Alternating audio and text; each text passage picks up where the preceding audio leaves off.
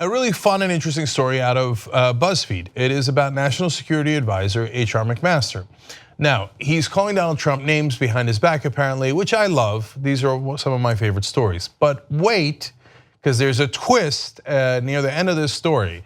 There might be a reason why this is in the news in the first place, and it is to torpedo McMaster. So find out how they might be doing that and why. So I'll get to that in a second. First, let me tell you what it is. So McMaster apparently mocked President Trump's intelligence at a private dinner with a powerful tech CEO, according to 5 sources with knowledge of the conversation. Okay, so what did he say?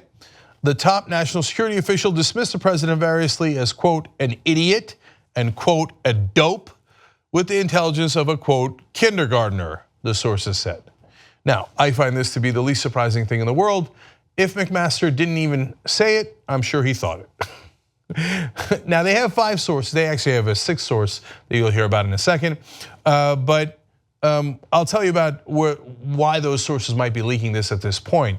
But is Donald Trump a dope? Of course he is. Does everybody who worked with him know that? They know it better than we do. That's why they told Bob Corker, the senator from Tennessee, hey, go warn people.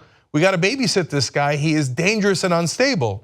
And of course, as everybody knows, Rex Tillerson, apparently also his own Secretary of State, behind the scenes called him a moron. Anyone that could turn on television or Twitter can see that with their own eyes and hear it with their own ears. You don't need McMaster to tell you that. But if you work with him, trust me that you would get a lot more frustrated. Because the more I found out about him during the campaign, the more I was telling you his #1 problem is actually incompetence.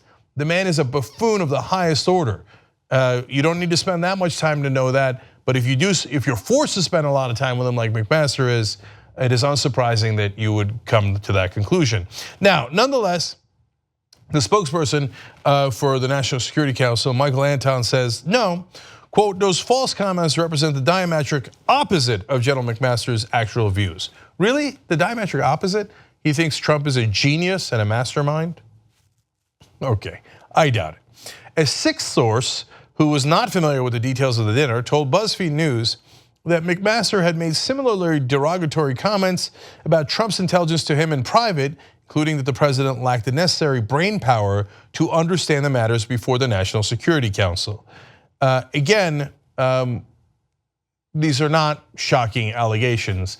Unless you're in the Trump cult, you could see very clearly that he is not a very bright guy, to say the least. Okay, I mean, look, even if you think Trump, no, he's a big businessman. He inherited all his money and he went bankrupt 6 times. He's a total loser. But even if you look at that and go, no, I didn't know the bankruptcy is any, I don't know, he looks rich, fine, right? Well, why would he then admit on national TV that he fired James Comey, the head of the FBI, because he was looking into a Russian investigation of Trump? Who would be that stupid to admit that against their own self-interest? There's no 3-dimensional chess. There's barely 2-dimensional checkers going on with Trump. Okay, more from BuzzFeed. Indeed, 3 of the sources said that McMaster disparaged multiple members of the administration to Catz, that's the CEO from Oracle that he was talking to, including Tillerson, Secretary of Defense James Mattis, former White House Chief Strategist Steve Bannon, and President Trump's son-in-law and senior advisor Jared Kushner.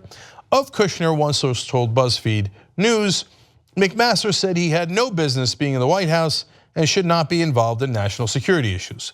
Well, that also is undeniably true, but Kushner's incompetence is overpowered by Donald Trump's incompetence. Neither one of them should be in the White House. But now here comes the twist, and this is very interesting. So the person that they were talking to, or McMaster was talking to there, is Oracle CEO Safra Catz, okay? And we're gonna get to everybody's motivations here, but an unnamed source said that Catz said the conversation was so inappropriate that it was jaw-dropping. Now, the top lobbyist for Oracle says, no, this conversation didn't happen. But no matter what, the top lobbyist for Oracle would say that. But is Catz throwing McMaster under the bus here by revealing this publicly? It might be her or it might be someone else at Oracle. So let's find out when all this surfaced in the first place. News of the July dinner first surfaced in August when Axios reported that Republican mega donor Sheldon Adelson, decided to support a campaign alleging that McMaster was anti-Israel after speaking with Catz about her meeting with the National Security Advisor. That decision stemmed, multiple sources tell BuzzFeed News, from comments McMaster made to Catz, praising President Obama's nuclear deal with Iran and describing Israeli settlements in Palestinian territory as a major problem. So Joseph Bernstein, who wrote the story for BuzzFeed News, reporting that, well, you should also keep in mind that the real problem with McMaster is not that he thinks that President Trump is a dope, but that he thinks the settlements are a major problem. And the Iran deal was a good one. You know why? Because the Iran deal was an excellent deal. They no longer have uranium, cannot develop it for nuclear weapons. So, but Sheldon Adelson is a massive right-winger on the issue of Israel. And so anyone who says the settlements are a problem are not his guy. So McMaster must be removed. This is some serious skullduggery. So behind the scenes, Adelson, a major, massive donor to the Republican Party, apparently trying to pick off cabinet members based on what their views are of settlements in a different country. Gee, I wonder if money in politics is a problem, where guys like Adelson are allowed to give tens of millions of dollars in what are obviously legalized bribes, and then they go order people around and say, no, I don't like that cabinet member, I like the other one. You allow private financing of elections, you get people serving private interests. So, and if they can't get their way, no, they gotta find a different way to take out a guy like McMaster, who has an opinion, not about this country, but about a different country that they don't like. They don't like his opinion about a different country. Okay, McMaster, and now this is Mediaite, we go to Lawrence Bonk, who's reporting on this, notes that a lot of folks raise their eyebrows about this story. Bernstein says, look, I know we talked about it internally as to why this story was being leaked months later, but he believes that his sources are accurate. But anyway, Mediaite reports that McMaster booted National Security Council official Ezra Cohen-watnick in August as part of his purge of the council, in which he fired many Bannon loyalists. Guess where Cohen-watnick works now? Or Watnick. Oracle, the same software company whose CEO met with McMaster for the dinner in which he is alleged to have gone off on Trump. So a guy gets fired by McMaster for being, and he said, I mean, these people are working at Oracle? I thought Oracle was a good company. You have these, I mean, I don't know anything about Catz, but Ezra Cohen-watnick is a lunatic. So he got fired for being a lunatic from the Trump administration. That's how crazy he is. So he gets fired and Oracle's like, oh great, a total incompetent buffoon with wild, insane conspiracy theories. Come on over to Oracle. Then at Oracle, all of a sudden there's all these sources saying, oh, do you know what McMaster said about Trump? Oh, McMaster can't be trusted. He thinks that President Trump is not bright. But behind the scenes, as the original report, as Bernstein unveiled at BuzzFeed News, their real concern with him is the settlements.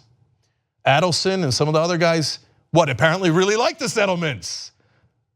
Oh, hey, we've occupied these people for decades and decades and never given them freedom, yay! Let's make sure we keep that policy up. By the way, they do not represent all of Israel, and they do not represent Jewish Americans. That is their own opinion, and they are right-wingers. There are many great people on the left and moderates who don't agree, who believe there should be a two-state solution, and who don't believe that you should try to destroy people's career if you disagree.